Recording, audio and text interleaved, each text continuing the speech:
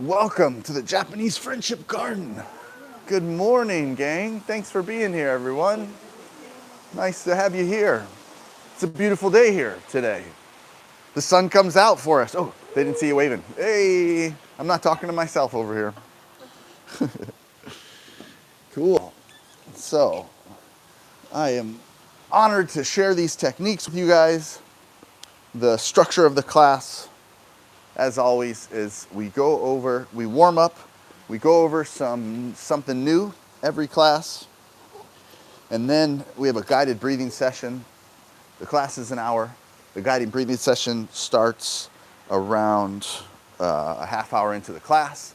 So if you're watching this later, you can just fast forward a half hour. The guiding breathing session is nice.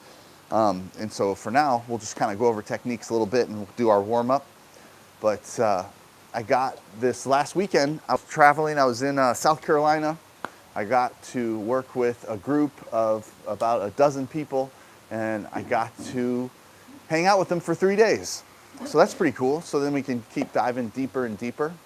And because we have a couple new people here, we'll go over breathing mechanics. We'll go over proper breathing throughout your day. Whoa, keep it down over. No, I'm just kidding. Just kidding.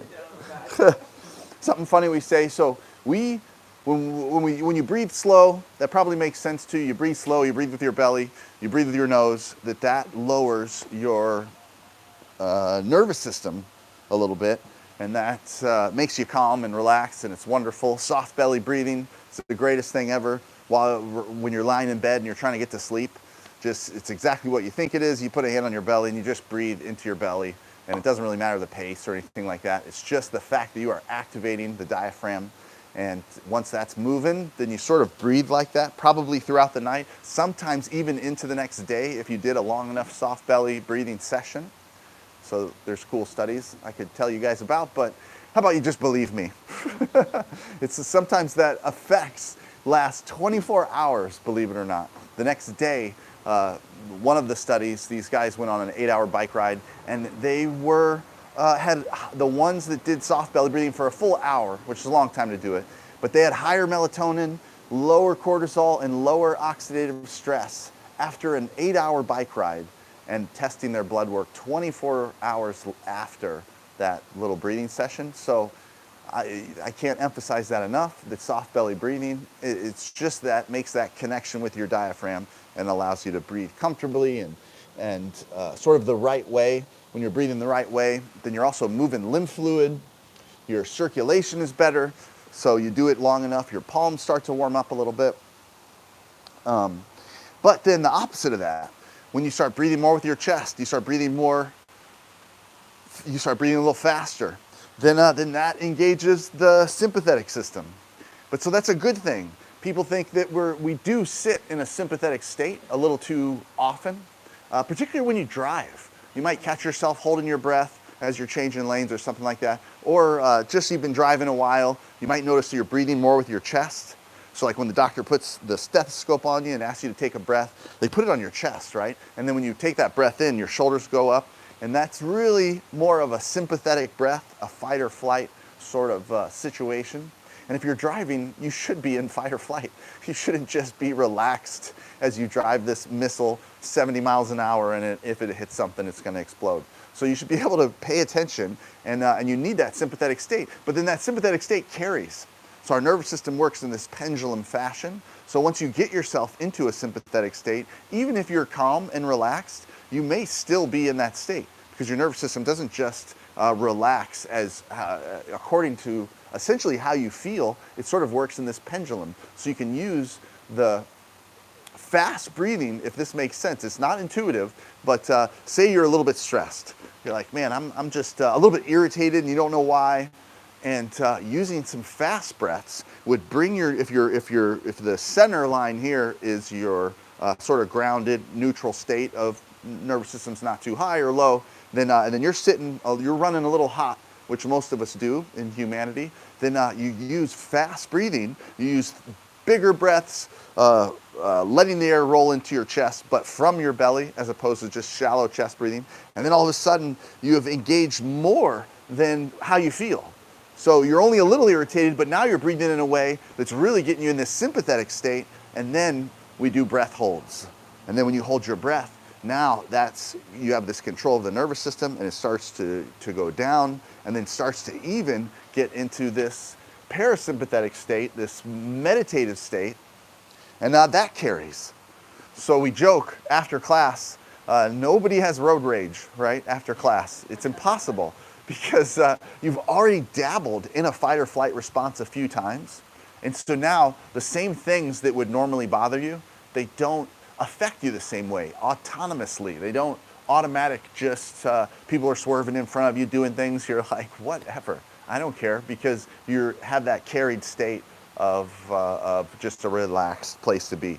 So breathing fast and breathing strong is an incredibly powerful override of your endocrine system that allows you to take the wonderful effects of a fight or flight state in a controlled way and now bring that heightened adrenaline into a calmer, relaxed, focused place to be. So it's like, it's good for problem solving, it's good for when you're working, it's great for focus. So the goal with this class, and the goal I think with you guys just in general, with all of us, is to have energy and have calm focus at the same time, right? That's when we solve the most tasks, that's when we can work super efficiently and we feel the best too, along with that boost in adrenaline.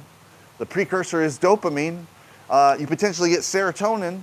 You get all these wonderful things, but you're not getting serotonin you're not just getting doses from scrolling or whatever gives you serotonin. Maybe alcohol, maybe cigarettes, whatever gives you a little bit. You're doing it, it's all inside.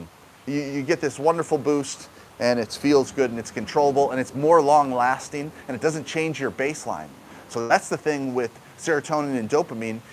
When you get it from these artificial places, then it changes your baseline.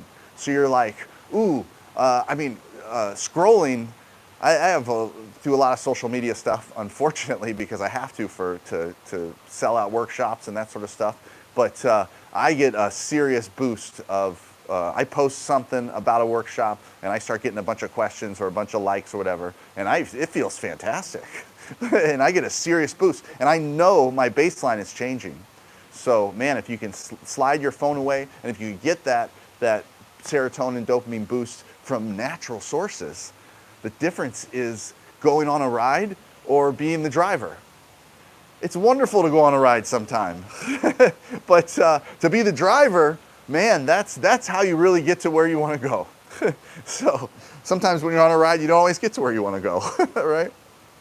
So that's what we're going to do today. The technique we're going to do today. So the feedback I got this weekend was super fun. It's nice to be with groups that are consistent and get to kind of learn a lot of my stuff. But the feedback we got was that the group that I had were quite advanced breathwork people, and also pretty advanced at psychedelics. So they'd done a lot of psychedelic journeys and stuff. And so I was like, oh man, I don't know if you guys, they're doing ayahuasca and boot licking toads and like doing and I'm like, man, I don't know if what I can offer even compares to these scenarios that you guys are already very accustomed to. And turns out the feedback was like, not only is it nearly identical, it's just so more empowering because the difference of being on a ride or being the driver. This stuff is absolutely the driver to your endocrine system, to your circulatory system, think about, guys, it's breathing is the beginning of it all, right? Right when you're born, that's the first thing that happens, and I love it. I think I've told you guys before, but the practice of a certain type of monks, they would start their meditating at 5 years old, and the first thing that they learn is that everything in your life is going to change. So to hold on to these material things, or to hold on these relationships with each other, to hold on to that and really put a lot of emphasis on that, it's gonna hurt you later on, because it's gonna change. Everything's gonna change. The only thing that doesn't change is your breath. So learning how to control your breath is gonna be the factor of you being in control, essentially, your whole life. And then knowing too that these outside influences will affect us. And so it's okay to to be significantly bothered by something maybe you shouldn't be bothered by. You're like, man, that really bothers me, and I know that's not a big deal, but man, it really, stings or whatever. And you can control that stuff after it happened. So you had the effect, you're like, oh, that is awful, these things are in my mind. Well, that's when you can take it back and then learn these techniques, and then even apply these techniques before something like that happens that would really bother you, and it doesn't bother you the same way. So I've had brain scans before and after these breath works that we're doing, and I can see what's happening. And the most important thing with this, with cannabis, with opioids, the most important thing is, or why they're so attractive to us, is the fact that it reduces that activity in the frontal cortex. That activity is associated with the stress and the things that we're worried about and these outside factors. And when you reduce that, you can get into these meditative states. These meditative states where that's reduced, you also start to get more activity near the brainstem. And this works the same with cannabis and opioids and such.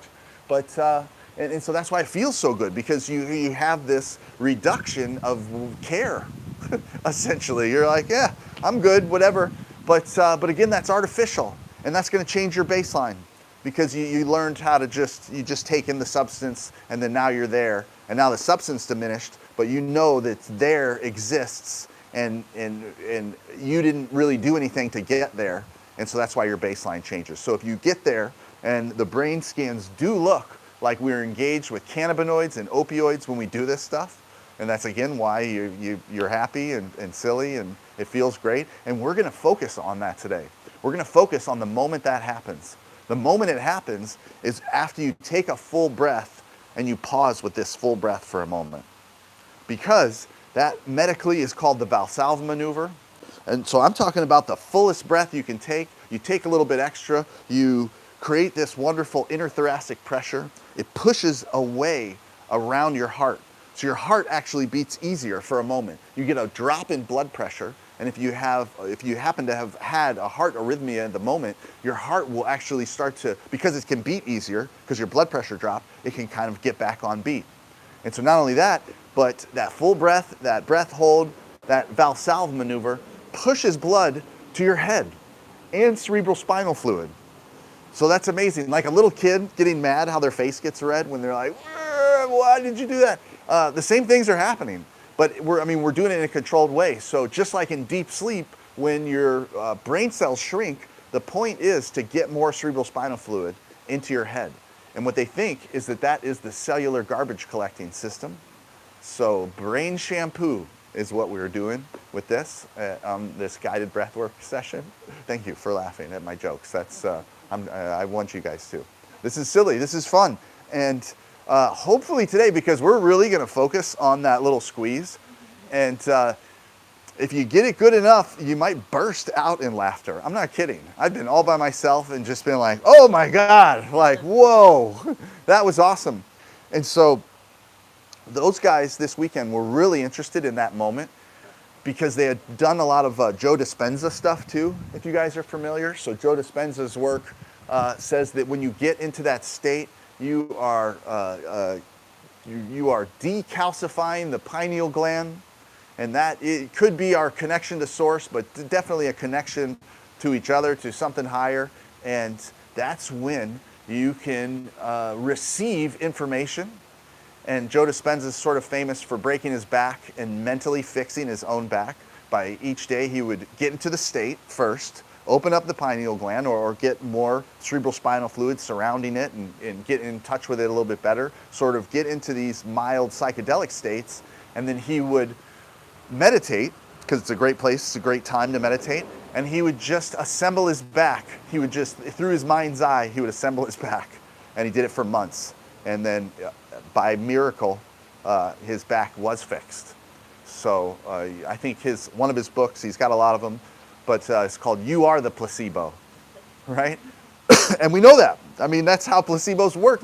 We have to bake them into scientific experiments because it accounts for 25% of what's happening sometimes. So your mind is so wildly powerful. And then to get into this state your mind seems to be even more connected or even more powerful, this transcendental consciousness shift. And you guys are going to feel it today, and we're going to focus on it. But so that technique is best done after breath work. So maybe what we'll do is just before we do our breath work, I'm going to remind you of it. We'll go over it. And what the guys this weekend seemed to enjoy is, I don't know if I've ever demonstrated it in front of you guys. Have I ever done it myself in front of you guys? No, not really, right?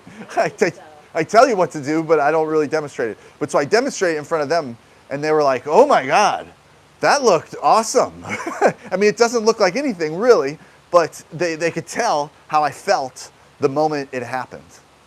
And I did. I mean, I got a little dose of, we created a chemical response, then I did the squeeze and I got the dose, and they can tell that it felt good to me, I guess. But that seemed to really impress them, because they had done a lot of the Joe Dispenza stuff, and they had trouble getting there, getting to that place, that mental place that it doesn't seem like everybody gets to. So some people cry or laugh or whatever, and then so they got there, and then these other people are doing the same stuff, and they're like, man, why is it not working? And then I did work with a gal this weekend who was a 20-year yoga instructor, and they do it different. So they call it a Kundalini awakening, and they do these. That you start by pressing your belly button towards your spine, and you squeeze your root chakra or your sacrum, and then you start squeezing all the way up, and then they do a chin lock.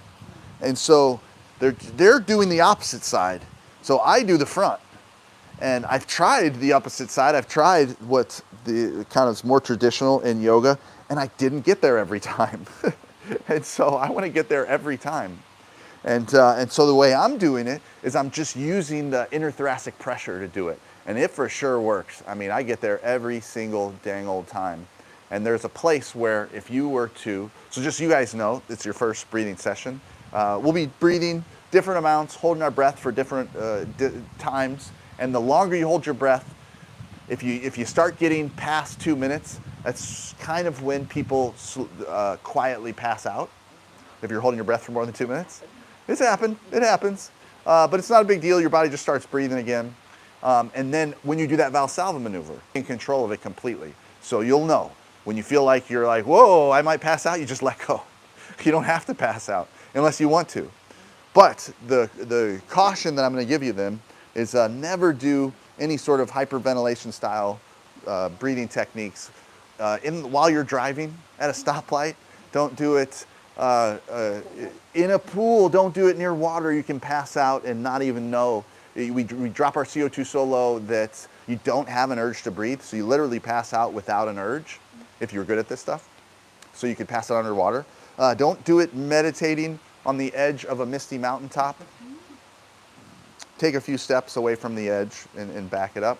And then don't do this stuff in front of things, right? Like my favorite lately was a metal singing bowl. Don't pass out and hit your head on the metal singing bowl. So those are the warnings. And our feed just dropped. I don't know why it's been doing that lately. Maybe it used to be better right there. I don't know.